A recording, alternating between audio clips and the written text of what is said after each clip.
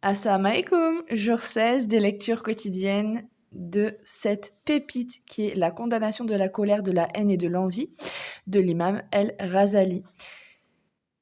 J'espère que vous allez bien. On fait la continuité donc de la lecture de ce livre. Si tu n'as pas vu les anciennes vidéos, je t'enjoins à regarder les vidéos précédentes. Je fais une vidéo par jour de lecture. Donc les 15 premiers jours, non pas les 15, les 13 premiers jours étaient la lecture du livre du jeûne du Sahih el-Bukhari et je fais ensuite la continuité avec cette pépite que je viens de finir. Je viens d'en commencer une autre, il faudra que je vous la partage aussi, Inch'Allah, bi'idnillah. Si tu n'es pas encore abonné, n'hésite pas à t'abonner, à commenter, à liker, à partager pour me donner un petit peu plus de force, Inch'Allah, bi'idnillah. Donc, bismillah. Quelqu'un insulta El-Shorbi qui lui dit « Si tu dis la vérité, que Dieu me pardonne, mais si tu mens, que Dieu te pardonne. » Tous ces propos montrent qu'ils ne se fâchaient pas, car leur cœur était préoccupé par les principales questions religieuses. Il est concevable que les insultes aient pu affecter leur cœur, mais ils ne s'en soucièrent pas, préférant plutôt se tourner vers ce qui dominait leur cœur. Ainsi, il n'est pas impossible que le cœur, qui s'occupe des choses importantes et prioritaires, empêche l'embrasement de la colère lors de la disparition de choses chères. On peut donc concevoir la suppression de la colère soit à cause de l'occupation du cœur par une chose plus importante, soit par la domination de la croyance en l'unicité divine, soit par une troisième raison qui consiste à savoir que Dieu n'aime pas que l'individu se fâche et par conséquent l'intensité de son amour pour Dieu éteint la flamme de la colère. Mais ceci ne survient que très rarement. Tu sais maintenant que pour se libérer du feu de la colère, il faut nécessairement se débarrasser de l'amour de ce bas monde, et cela n'est possible que si l'on connaît les défauts de ce monde et ses malheurs, comme nous le verrons par la suite dans le livre de la réprobation de ce monde. Celui qui parvient à libérer son cœur des choses de ce monde se libérera de la plupart des causes de la colère. Et ce qui n'est pas possible de supprimer peut être brisé et diminué, de manière à réduire la colère et parvenir plus facilement à la réprimer. Nous prions Dieu de nous conduire par son indulgence au succès. Il est puissant sur toute chose et louange à Dieu seul.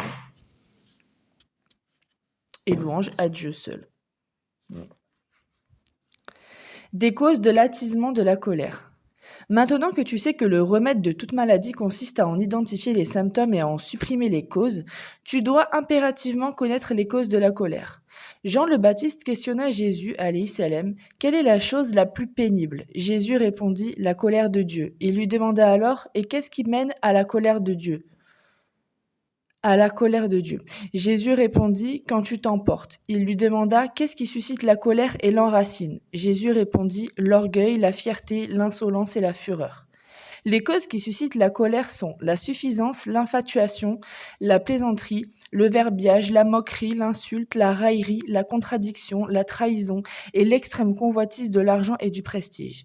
Il s'agit de défauts réprouvés par la loi et l'on ne peut se libérer de la colère tant que ces causes existent. Il est donc impératif de les faire cesser en recourant aux causes contraires. Tu dois éliminer la suffisance par l'humilité et l'infatuation par la connaissance de ton âme, comme nous le verrons dans le livre de la condamnation de l'orgueil et de l'infatuation.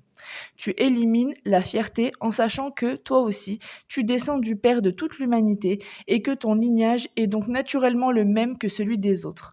Les fils d'Adam ne diffère donc que par le mérite et la fierté ne s'acquiert que par les qualités qu'on possède. La fierté, l'infatuation et l'orgueil sont les pires turpitudes.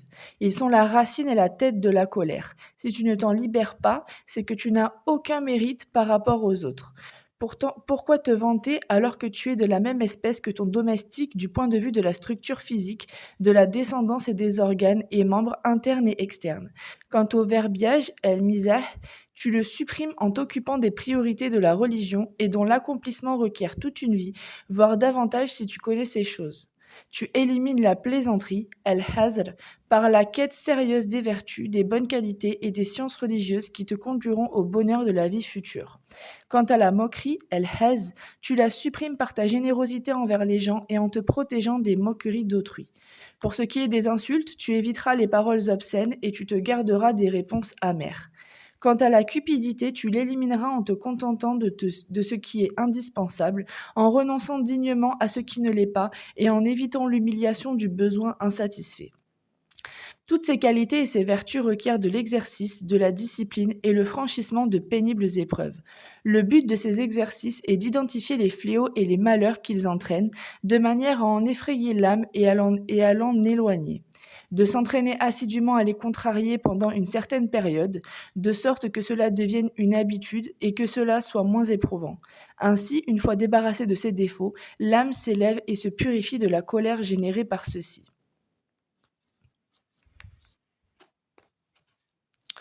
L'un des principaux motifs de la colère chez la plupart des ignorants se trouve dans le fait que l'on assimile celle-ci au courage, à la virilité, à la dignité et à la grandeur d'âme.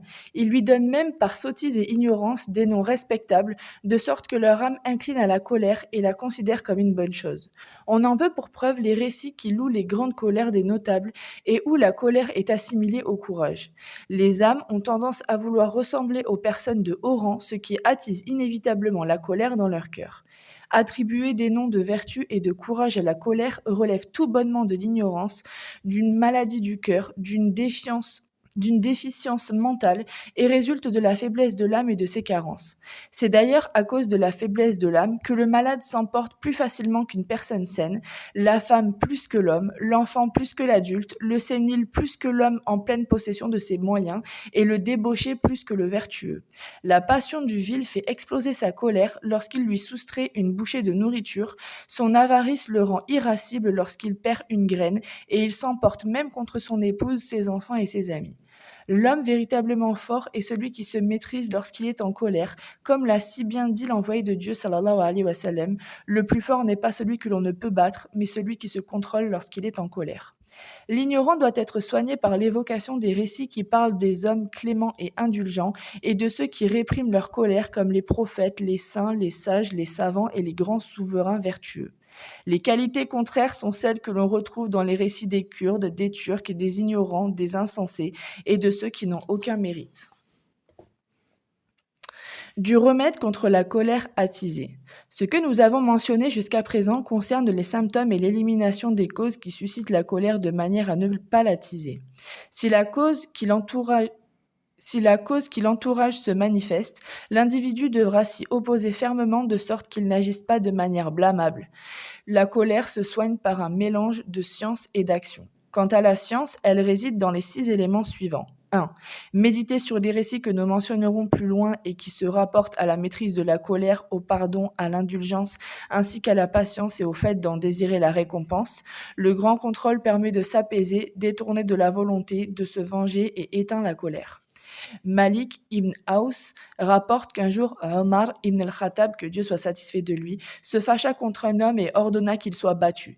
Malik lui dit: Ô commandeur des croyants, tiens-toi au pardon, ordonne la bonne conduite et écarte-toi des ignorants. Omar récita alors ce verset, y réfléchit longuement.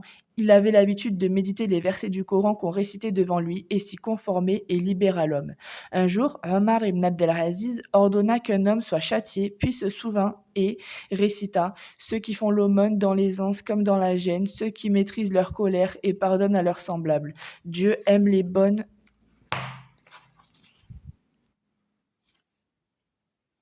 Dieu aime les hommes de bien. Il ordonna alors à son serviteur de ne pas punir cet homme. 2. L'homme doit effrayer son âme en évoquant le châtiment divin. Il doit se dire: le pouvoir de Dieu est bien plus grand que celui que j'exerce sur un tel. Si je devais m'emporter contre lui, je ne serais pas à l'abri de la colère de Dieu le jour de la résurrection, quand j'aurai besoin de son pardon. Dans les anciennes révélations, le Très-Haut a dit: Ô fils d'Adam, souviens-toi de moi quand tu te mets en colère, je me souviendrai de toi quand je serai en colère, et je ne te compterai pas parmi ceux que j'anéantirai. L'envoyé de Dieu, sallallahu alayhi wa sallam, chargea un jour un de ses domestiques d'une mission. L'homme revint en retard. Il lui dit: N'était le Qaysas, je t'aurais fait mal. C'est-à-dire le Qaysas au jour de la résurrection. On rapporte que chaque roi du peuple d'Israël avait à ses côtés un sage. Lorsque le roi s'emportait, le sage lui remettait une feuille sur laquelle il était écrit: Fais miséricorde aux pauvres, crains la mort et souviens-toi de l'au-delà. Le roi ne cessait de la répéter tant que sa colère n'était pas apaisée. Se prémunir contre les conséquences de l'inimitié, de la vengeance, de l'impatience de ses ennemis à l'affronter, à détruire ses biens, à se réjouir de ses malheurs, et se souvenir que nul n'est à l'abri du malheur. Et même si l'homme ne craint pas pas les conséquences de l'au-delà, il craindra celles de la colère en ce monde. Dans ce cas, la colère est dominée par une passion et n'a rien à voir avec les œuvres destinées à être récompensées dans l'au-delà, car c'est la rétribution immédiate qui est recherchée et qui a la priorité. Sauf s'il craint que la science et les œuvres qui l'aideront pour l'au-delà risquent de le perturber en ce monde, auquel cas il méritera rétribution. 4. L'individu doit réfléchir à son aspect quand il est en colère et se souvenir de celui des autres quand ils le sont. Il doit penser à la laideur de la colère et à l'analogie du colérique avec le chien mauvais et le lion ordinaire, ainsi qu'à la ressemblance de la personne indulgente, paisible, qui renonce à la colère avec les prophètes, les saints, les sages et les savants.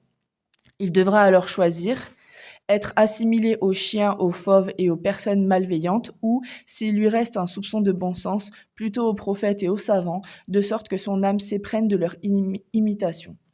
5. L'individu doit réfléchir à ce qui l'incite à se venger et qui l'empêche de maîtriser sa colère, car il y a certainement une cause, telle cette parole que lui adresse le diable. Cette attitude fait de toi un individu incapable, vil, humilié et méprisable aux yeux des gens. Il devra alors dire à son âme, « Tu es vraiment surprenante, tu refuses de souffrir à présent alors qu'au jour de la résurrection tu seras sujette à l'humiliation et à la dénonciation d'un tel qui te prendra par la main et réclamera vengeance contre toi. Tu as peur d'apparaître petite aux yeux des gens, mais tu ne crains pas d'être rabaissée par Dieu, par les anges et les prophètes. L'individu ne doit maîtriser sa colère que pour Dieu s'il veut vraiment être digne de reconnaissance et non pour faire du tort. Et non pour les gens. L'humiliation que subira dans l'au-delà celui qui lui fait du tort sera bien plus terrible que la vengeance de ce monde. Ne souhaiterait-il donc pas faire partie de ceux qui se lèveront le jour de la résurrection lorsqu'une voix dira que ceux qui méritent une récompense de Dieu se lèvent, ne se lèveront alors que ceux qui auront pardonné en ce monde. Ce genre de connaissance fait partie de la connaissance de la foi et il convient de s'en souvenir fréquemment. 6. L'individu doit savoir que sa colère naît de sa surprise de constater que le déroulement des choses se fait selon la volonté divine et non selon ses désirs. Comment peut-il prétendre que sa volonté passe avant celle de Dieu ? Il s'expose ainsi à la colère divine qui est bien plus terrible que la sienne. Ce qu'il convient de faire dans ces circonstances, c'est de dire « Je cherche refuge en Dieu contre le diable lapidé ». C'est ce que l'envoyé de Dieu sallallahu alayhi wa sallam a ordonné de faire quand on sent la colère monter. Lorsque Aïcha, que Dieu soit satisfait d'elle, se fâchait, l'envoyé de Dieu sallallahu alayhi wa sallam lui prenait le nez et disait « Ô ma douce et tendre Aïcha, dis « Ô mon Dieu, Seigneur du prophète Mohammed, pardonne mes péchés et déloge la colère de mon cœur et écarte-moi des tentations qui égarent. » Il convient donc que tu prononces cette invocation, mais si cela ne t'apaise pas, assieds-toi si tu es debout, allonge-toi si tu es assis, et rapproche-toi de la terre à partir de laquelle tu as été créé pour te souvenir de l'humilité de ton état. Assis ou allongé, recherche la quiétude, car la cause de la colère, c'est la chaleur, et celle de la chaleur, le mouvement. L'envoyé de Dieu, sallallahu alayhi wa sallam, a dit « La colère est une braise qu'on allume dans le cœur. Ne voyez-vous pas que les joues gonflent et que les yeux rougissent, si l'un d'entre vous sent monter en lui la colère qu'il s'assoie s'il est debout et se couche s'il est assis. Si cela ne l'apaise pas, qu'il fasse alors ses ablutions, petites ou grandes, avec de l'eau froide, car seule cette dernière peut éteindre le feu. » L'envoyé de Dieu, sallallahu alayhi wa sallam, a dit « Si l'un d'entre vous se met en colère, qu'il fasse alors ses ablutions avec de l'eau froide. Certes, la colère est de feu. » Et dans une variante, la colère procède du diable, et ce dernier a été créé de feu. Or, le feu s'éteint avec l'eau. Si l'un d'entre vous se met en colère, qu'il fasse donc ses ablutions. Ibn Abbas, que Dieu soit satisfait de lui et de son père, rapporte que l'envoyé de Dieu, sallallahu alayhi wa sallam, a dit « Lorsque tu es en colère, garde le silence. » Abu Huraira rapporte que lorsque l'envoyé de Dieu, sallallahu alayhi wa sallam, se fâchait, s'il était debout, il s'asseyait, s'il était assis, il s'allongeait et la colère se dissipait. Abu Saïd al-Khudri rapporte que le prophète sallallahu alayhi wa sallam a dit « La colère est une braise dans le cœur du fils d'Adam. Ne voyez-vous donc pas le gonflement des joues et la rougeur des yeux? Celui qui ressent ces choses, qu'il mette donc sa joue contre terre. C'est là une allusion à la prosternation qui consiste dans ce cas à poser la plus noble partie du corps sur le plus humble des lieux, c'est-à-dire la terre, afin que l'âme s'humilie et que les sentiments de puissance et de distinction qui sont les causes de la colère s'interrompent. On rapporte qu'un jour, Omar ibn al-Khattab, que Dieu soit satisfait de lui, se fâcha. Il ordonna qu'on lui apporte de l'eau, respira longuement, puis dit « La colère vient du diable et ceci met fin à la colère ». Arwa ibn Mohammed a dit « Lorsque je fus nommé gouverneur du Yémen, mon père me demanda « As-tu été choisi ?» Je confirmai et il me dit « Lorsque tu seras en colère, regarde d'abord le ciel au-dessus de toi, puis la terre sous tes pieds et exalte alors le Créateur. » On rapporte qu'Abu Dar, que Dieu soit satisfait de lui, dit un jour à un homme avec lequel il se querellait, ô un tel, fils de la rousse. On en informa l'envoyé de Dieu sallallahu alayhi wa sallam qui le fit appeler et lui dit Ô Abu Dar, on m'a informé que tu avais insulté ton frère en mentionnant sa mère. Il confirma, puis Abu Dar se dirigea vers l'homme offensé pour présenter ses excuses, mais ce dernier le précéda. On en informa le prophète sallallahu alayhi wa sallam qui dit Ô Abu Dar, lève la tête et réfléchis. Sache que tu n'es pas supérieur au roux ni au noir, sauf par tes œuvres. Puis il ajouta Lorsque tu es en colère, assieds-toi. Si tu es debout, accoude-toi. Si tu es assis et si tu es accoudé, allonge-toi. El-Muhtamir ibn Suleyman a dit Un des hommes qui vous ont précédés s'emportait souvent. Il écrivit alors sur 3 feuilles qu'il donna à 3 hommes en disant au premier « Si je me mets en colère, donne-moi cette feuille ». Il dit au deuxième « Si tu vois que je me suis quelque peu calmé, donne-moi cette deuxième feuille ». Et au troisième « Si tu vois que ma colère est passée, donne-moi cette troisième feuille ». Un jour, il entra dans une grande colère et on lui remit la première feuille sur laquelle était écrit « Qu'as-tu donc à te mettre dans une telle colère ? Tu n'es pas un dieu mais un humain qui court le risque de se détruire ». Il se calma un peu et on lui donna la deuxième feuille sur laquelle était écrit « Sois clément envers les habitants de la terre pour que les habitants des cieux aient pitié de toi. » On lui remit ensuite la troisième feuille sur laquelle était écrit « Agis envers les gens selon le droit divin, car seul celui-ci peut leur être appliqué, c'est-à-dire ne transgresse pas les lois. » Al-Mahdi s'emporta contre un tel et Shabib lui dit « Ne te mets pas en colère pour Dieu, plus qu'il ne se fâche lui-même. » Il fit relâcher l'homme. Le mérite de la maîtrise de la colère, Dieu exalté soit-il, a dit « Ceux qui maîtrisent leur colère, il les a mentionnés en guise d'éloge. » Sourate 3, verset 134. L'envoyé de Dieu, sallallahu alayhi wa sallam, a dit « Dieu retiendra sa punition contre celui qui maîtrise sa colère. Dieu pardonne à celui qui lui demande pardon et recouvre la nudité de celui qui retient sa langue. » Il a dit aussi « Les plus forts d'entre vous sont ceux qui dominent leur colère, et les plus indulgents sont ceux qui pardonnent alors qu'ils peuvent sévir. » Et, au jour de la résurrection, Dieu remplira de satisfaction le cœur de celui qui, bien qu'ayant le pouvoir de punir, maîtrise sa colère. Et dans une variante, Dieu remplira son cœur de foi et de sécurité. Ibn Omar, que Dieu soit satisfait de lui, et de son père, rapporte que l'envoyé de Dieu sallallahu alayhi wa sallam a dit « Le serviteur n'avale pas de gorgée plus digne de mérite qu'une gorgée de colère qu'il réprime pour la face de Dieu. » Exalté soit-il. Et voilà pour la lecture du jour. J'espère que cette lecture vous a plu et qu'elle vous a appris quelque chose. La petite nouveauté de la chaîne, c'est que tu trouves en bas, donc, tu as toujours, je répète, les liens de la sœur, chez qui tu peux avoir, grâce au code de cette chaîne, moins 10% sur toutes tes commandes de lecture religieuse, que ce soit pour le ramadan, pour offrir, pour l'Aïd, tu peux faire des cadeaux de livres, c'est vraiment un très bon cadeau pour ceux qui lisent ou qui ne lisent pas. Avec le code Audislam, tu as moins 10% sur toutes tes commandes religieuses, il n'y a pas de minimum d'achat. Tu lui envoies les screens des livres que tu veux ou tu peux même lui demander de te conseiller des livres, elle saura très bien t'aiguiller. C'est chez elle que je me suis fourni le Sahih al-Bukhari. Et tu as aussi le lien de mon Tipeee si tu souhaites soutenir la chaîne pour X ou Y raison. Moi, j'utiliserai de toute façon les fonds pour améliorer la chaîne au maximum. Donc, dans un micro, dans une nouvelle caméra, etc., etc., pour te fournir des lectures de plus en plus qualitatives. On se retrouve, Inch'Allah, bi'idhnillah, demain dans une nouvelle lecture. Salam alaikum.